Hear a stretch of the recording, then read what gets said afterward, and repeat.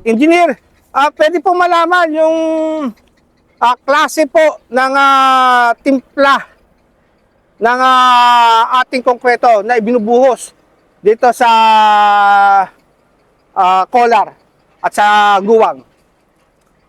Yes, Ka Diego, as per technical specification of the contract ay 3,000 PSI dapat ang compressive strength ng concrete.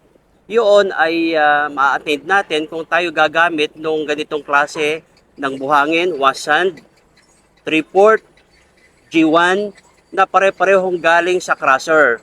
Hindi po tayo kumukuha lang kung saang quarry, ito po ay nanggagaling pa ng crusher. Dinadala natin dito.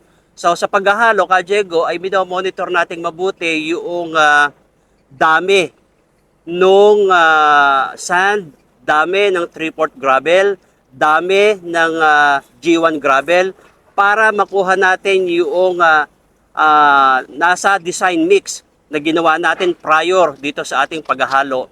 At bukod doon, Ka Diego, makikita natin yung mga concrete samples na nandoon. Ipapakita ko sa inyo mamaya. Nakatunayan na yung ating mga concrete ay kinukuhanan natin ng samples at kinukure natin para pagdating ng tamang araw, dadalhin natin sa planta para ipatest natin o sa laboratorio para ipatest at doon natin malalaman kung yung bang ating mga konkretong hinalo ay tama yung timpla, tama yung kanyang compressive strength. Ayan.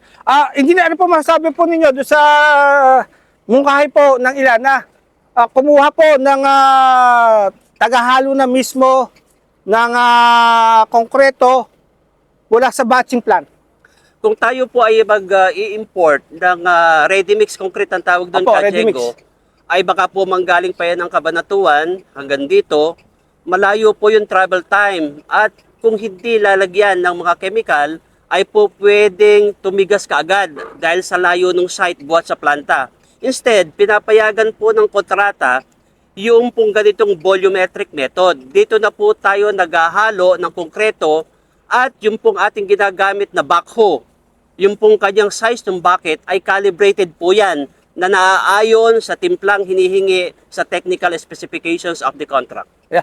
Nakikita ko po itong malalaking bag na semento.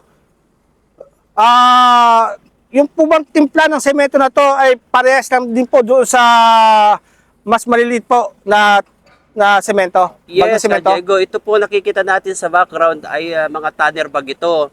Ito po ay 1 ton, ang katumbas niya ay 25 bags of 40 kilograms each. Yung pong regular na nakabag na semento ay 40 kilograms po yon. So times 25 equals 1 ton, 1,000 kilograms, ito po siya, Ka Diego. Ito po yung ginagamit natin. Madali po yung gamitin kasi pag po binuhat siya ng backhoe, mamaya mawi-witness nyo, ay pipilasin lang yan, 40 bags kaagad o 20 bags kaagad, yung naibubuhos natin, 25 bags kaagad yung maikakarga natin. Ang capacity po ng isang mixer ay 50 bags of cement. Therefore, 2 tanner bag po ang capacity niyan. So, ibig sabihin, yung timpla, nung maliit at yung tanner, ay pares lamang po. Same. Opo.